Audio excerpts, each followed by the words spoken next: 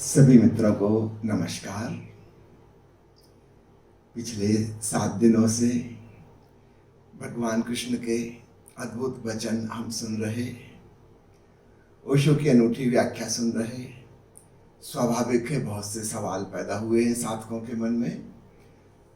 मेरे पास जो सवाल आए हैं संक्षिप्त में उनका उत्तर दूंगा। आज का पहला प्रश्न अनिल जी ने पूछा है।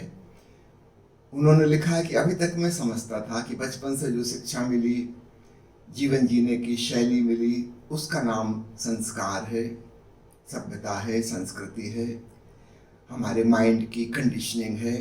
किंतु गीता में भगवान ने बताया कि मृत्यु के समय संस्कारों की गंध को लेकर आत्मा रूपी वायु चली जाती है और नए गर्भ में प्रवेश कर जाती और वहां से फिर नए जन्म की शुरुआत होती है।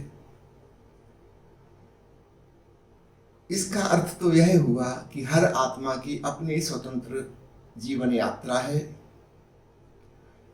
कृपया यह समझाएं कि फिर एक ही माता पिता के बच्चे एक ही घर में बड़े हुए, उनमें से अधिकांश लोगों के गुण मिलते जुलते कैसे हैं? उनको सबको तो बिल्कुल अलग अलग होना चाहिए था, क्योंकि सबकी पिछली जीवन यात्रा और उनके संस्कार अलग अलग थे। बिल्कुल महत्वपूर्ण सवाल आपने पूछा है, इसको ऐसा समझें, एक मनुष्य का होना 3 तलों पर है। भगवान कृष्ण की भाषा में शरीर, आत्मा और परमात्मा।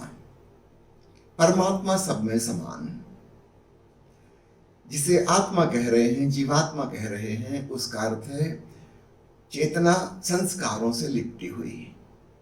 तो पिछले जीवन में जो जो कर्म किए थे, जैसी जैसी आदतें पड़ गई थी, जो विचार थे, भाव थे, उन सब का सार संक्षेप जीवात्मा के संग लिपट कर आ गया।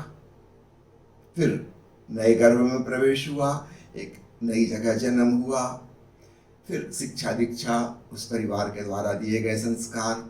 तो आपने जो सुना है संस्कार, वह अर्थ भी बिल्कुल ठीक है, लेकिन उसके पहले और भी संस्कार हैं जो हम जन्मों जन्मों से इकट्ठे करते चले आ रहे हैं। संस्कार को ऐसा समझना, हम किसी यात्रा पर जाते हैं तो पसीना आता है, धूल धमास इकट्ठी होती है, परत दर परत यह धूल धमास हम पर जमती जा रही है। तो पिछले जन्मों के संस्कार जमे हुए हैं। निश्चित रूप से इस जन्म में फिर नए संस्कार पढ़ने शुरू हो गए। माता पिता ने, परिवार ने जिस प्रकार की शिक्षाएं दी, जैसा रहन सहन सिखाया, सभ्यता संस्कृति के ढंग सिखाए, फिर स्कूल कॉलेज की दीक्षाएं हुई और नए संस्कार पढ़े। पुराने संस्कार लेकिन मौजूद हैं। अब आपने पूछा है माता पिता की संतान, इसमें आप देखेंगे कई चीजें हैं। शरीर जो है वह माता पिता के क्रोमोसोम्स, उनके जीन्स से मिलकर बना है। तो शारीरिक लक्षण जो होंगे वे माता पिता के होंगे, पूर्वजों के होंगे, दादा दादी के, नाना नानी के और उनके माता पिता। वो वंश परंपरा चली आ रही है। करोड़ों करोड़ों साल में विकसित होते होते हम मनुष्य हुए हैं। हमारे पूर्वजों का योगदान है यह शरीर जो है। तो जहां तक शरीर का संबंध है, नाक नक्श, रूपरेखा, आंखों का रंग, बालों का रंग, संभावित उम्र, होने वाली बीमारियों की प्रोबेबिलिटी, ये सारी चीजें जेनेटिक के द्वारा डिसाइड होंगी, आनुवांशिक हैं। किसी के माता पिता को अगर डायबिटीज की बीमारी है तो 80% संभावना है उनके बच्चों को डायबिटीज होने की। ये शरीर की कहानी है, वो जीन्स में ही कहानी लिखी हुई है। वो जो ज्योतिषी कहते हैं कि ग्रह नक्षत्रों की दशा में है, नहीं, जीन्स में लिखी हुई है। छोटी छोटी बातें जीन्स में लिखी हुई हैं शरीर की। मस्तिष्क जो है वह भी फिजिकल बॉडी का, शरीर का हिस्सा है, स्मरण रखिएगा। तो मस्तिष्क की क्षमताएं वे भी माता पिता के द्वारा मिली हैं। किसी के माता पिता बहुत इंटेलिजेंट हैं तो काफी संभावना है कि बच्चे भी इंटेलिजेंट होंगे। ये जो हार्डवेयर है, ये जिस कंपनी से बना है आपका कंप्यूटर या मोबाइल, उस कंपनी में जैसी मैन्युफैक्चरिंग चली आ रही है, ये हार्डवेयर वैसा बनेगा। तो मस्तिष्क हार्डवेयर का हिस्सा है। अब वो जो जीवात्मा है, संस्कार युक्त मन, वो है सॉफ्टवेयर। वो पिछले जन्मों से आई, अपनी कंडीशनिंग लेके, अपने संस्कार लेके, अपनी आदतों का जाल लेके वो आके इस हार्डवेयर में फिट हो गई और फंक्शन करने लगी। तो उसकी छुपी हुई जो गुणवत्ताएं हैं, क्वालिटीज हैं, वो प्रकट होंगी। हाँ, प्रकट इस हार्डवेयर से होंगी। जैसे आपके मोबाइल में या लैपटॉप में आपने कोई प्रोग्राम डाला, कोई सॉफ्टवेयर डाला, कोई मोबाइल एप्लीकेशन डाली, वो एप्लीकेशन काम इसके थ्रू करेगी। तो ये हार्डवेयर की जो अच्छाइयाँ हैं, खराबियाँ हैं, ये तो फिक्स हुई हैं माता पिता के द्वारा और उनके माता पिता के द्वारा, पीढ़ी दर पीढ़ी बात चली आ रही है, जिसको हम कहते हैं आनुवांशिकी, जेनेटिक्स। लेकिन सॉफ्टवेयर जो है, संस्कार जो हैं, वो पिछले जन्मों की आपकी अपनी यात्रा से बना है। तो एक मनुष्य का होना इन दो चीजों का मिलन है। एक परंपरा शरीर की, बंदरों से, चिंपैंजी से लेकर मनुष्य होने तक करोड़ों साल की कहानी, ये फिजिकल बॉडी और ब्रेन के बारे में है। और एक श्रृंखला उस व्यक्ति के स्वयं के पिछले जन्मों की, वो भी लंबी कहानी है।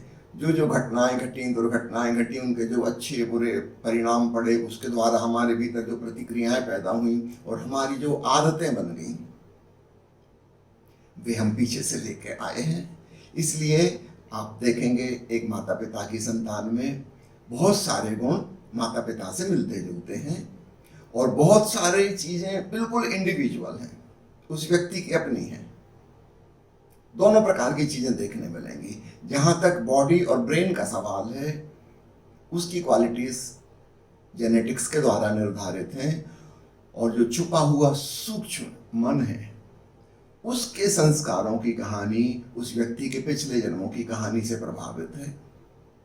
कभी अचानक ऐसा हो जाएगा कि किसी घर में एक संगीतकार पैदा हो गया, उस परिवार में ऐसा कोई माहौल नहीं था, उनके माता पिता को संगीत में कोई रुचि नहीं थी, अचानक ये बच्चा पैदा हो गया जिसके भीतर भी यह टैलेंट छिपा हुआ है, ये अपने पिछले जन्मों से लेकर आया है।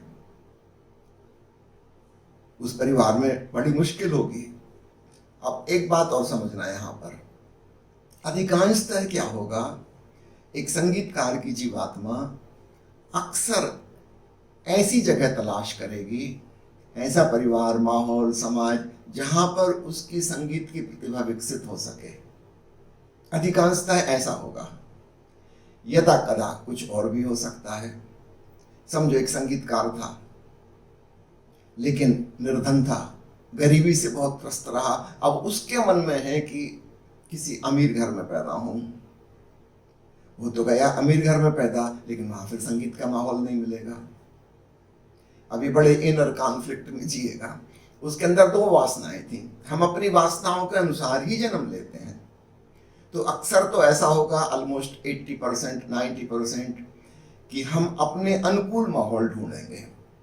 तो हम ये देखेंगे कि अरे ये व्यक्ति बड़ा संगीतकार था, इसका बेटा भी वैसे ही है, वही गुण इसमें है। क्यों? क्योंकि बेटे की जीवात्मा ने ऐसा पिता चुना जहां संगीत की शिक्षा हो सके और वह अपनी पिछले संस्कारों को और आगे बढ़ा सके। तो 80-90% तो ऐसा होगा, लेकिन 10-20% ऐसा नहीं होगा। उसकी वजह है कि जीवात्मा के अंदर केवल एक ही कामना नहीं है, कई कामनाएं हैं। समझो एक व्यक्ति पंजाब में पैदा हुआ, जिंदगी भर कोशिश करता रहा कनाडा चला जाए, मगर नहीं जा पाया किसी कारणवश। अब आप क्या सोचते हो मरते समय क्या होगा? इसकी आखिरी वासना एक ही है, कनाडा। निश्चित रूप से आप ये कनाडा में जन्म लेगा। उसके लिए कुछ कंप्रोमाइज करनी होंगी, अन्य गुणों को ये इग्नोर करेगा, लेकिन वो गुण तो उसके साथ जाएंगे। समझो वो पेंटर था और यहाँ पे पंजाब में वो पेंटिंग बनाता था, लेकिन दीन दरिद्र स्थिति में रहा। कनाडा जाने की वासना उसकी ज्यादा तीव्र हो गई, पेंटर होने की आकांक्षा से भी ज्यादा। तो जन्म तो उसने कनाडा में ले लिया, लेकिन अब वहां पे जिनके घर में जन्म लिया है वहाँ पेंटिंग सीखने सिखाने का माहौल नहीं है। अभी अमीर हो के भी दुखी रहेगा, इसकी हिडन टैलेंट को विकसित होने का वहाँ पर मौका नहीं है। तो ऐसा 10-20% ऐसा भी होगा। इसलिए हम देखते हैं दोनों प्रकार की बातें। अधिकांशतः हम पाते हैं कि माता पिता के गुण उनके बच्चों में हैं, और कभी कभी हम देखते हैं कि नहीं, बिल्कुल कुछ नई ही बात हो रही है, माता पिता के गुणों से मैचिंग नहीं हो रही। क्योंकि हमारा होना फिजिकल और स्पिरिचुअल दोनों तलों पर है। ये शरीर और मस्तिष्क पूर्वजों की श्रृंखला का योगदान है, और हमारा मन, जीवात्मा के संस्कार भी हमारे स्वयं के पिछले जन्मों का योगदान है। तो एक क्रॉस रोड, दो सड़कें मिल रही हैं, दोनों की क्वालिटीज देखने को मिलेंगी। और तीसरा तत्व वह पुरुषोत्तम परमात्मा, वह तो सर्वत्र मौजूद है, उसमें कोई अंतर नहीं है।